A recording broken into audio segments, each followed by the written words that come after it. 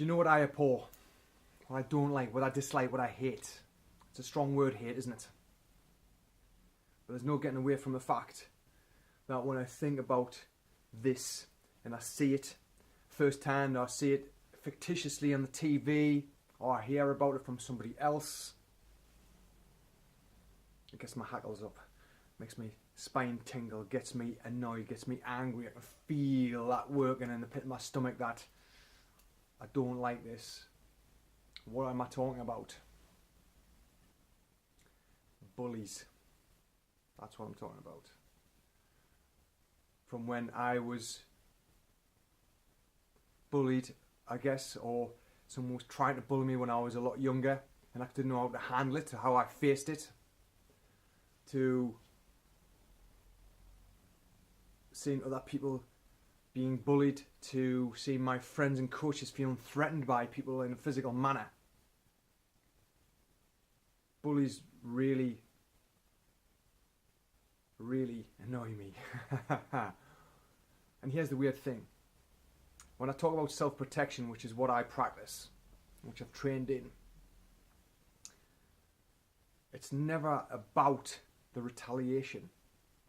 It's about the awareness. It's about the avoidance. It's about the escape. And that's not about running away. That's about being intelligent and not allowing this to happen in the first place. And I call it self-protection. But here's the crazy thing, and there's no getting away from it from my perspective at the moment, is the first bully you'll ever come across is yourself, or part of yourself, or those voices in your head stopping you from doing what you really would love to do with life. But you feel scared. You feel scared about the stories that you're telling yourself why you can't do something, that other part of you talking, that inner bully. So when I talk about self-protection, and I talk about this when I teach it, and I talk about awareness, avoidance, escape, self-protection starts with you first. It starts with the self. Self-protection against the self. Because we all know that we've got those voices, we've got those other sub-personalities, we've got those shadows, we've got that precondition, that condition, those old scripts, those stories in our heads, all vying for attention. And if we're not careful, we allow ourselves to be bullied in doing things that we don't want to do, living a life that we don't want, for fear that if we did do something would happen to us. There'll be some appraisal if we decide, okay, enough of this bully in my head. Stop telling me what I can and can't do, and doing it anyway. Of course, that's what bullies don't like. They like to rule by fear, to manipulate you, to get you to do things that you don't really want to do, but you'll do them for fear of something else happening. And that's what happens with our voice, that fear in our head. If we allow fear to be big and create this huge drama in our heads.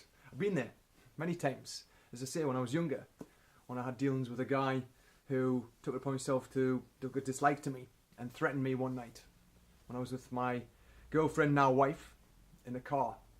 Black belt, kickboxing, arse fell out because I'd just got in my car. He caught me in code way. I was completely unaware. If I'd been aware, it wouldn't have happened. I wouldn't have been there. I would have seen him. I would have done something else. But when that happened, I was scared. Locked the doors in the car.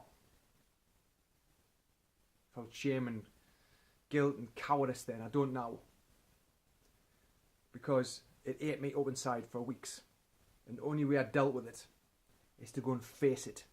I went to the bully's house and challenged him. And of course he was all full of shit, as bullies are. But then it went away because it wasn't real. It wasn't as bad as I thought. I refused to be allowed to be bullied by anybody. And yet, if I take that lesson and think about myself, my own thoughts, where I've been, what I allowed to happen, a slave to myself, if you will. So self-protection, awareness, avoidance, escape. Being aware of your own thoughts. Avoid them, and I mean avoid them by not engaging in them. Don't engage in your thoughts that don't serve you. Just observe them and just let them go. Escape. Do something that is worthy of you, that serves you, and don't buy in to these thoughts that don't. And I always say if all else fails within self-protection, when I teach this, I say, monkeys fall out of trees. Sometimes you've got to get physical. And the physical action for self-protection against the self is to actually do something. Don't just allow this fear to fester inside. Take action to resolve it, to dissolve it. So, self-protection starts with the self, starts with the thoughts. Observe the thoughts. Don't engage in the thoughts, especially that don't serve you. Don't allow anything to bully you, especially your own thoughts and minds. Because as I said, can't stand bullies.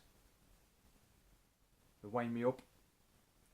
But I always got to remind myself, the first bully is the one that I've got in my head. Have you got one in yours? Let me know. Cheers.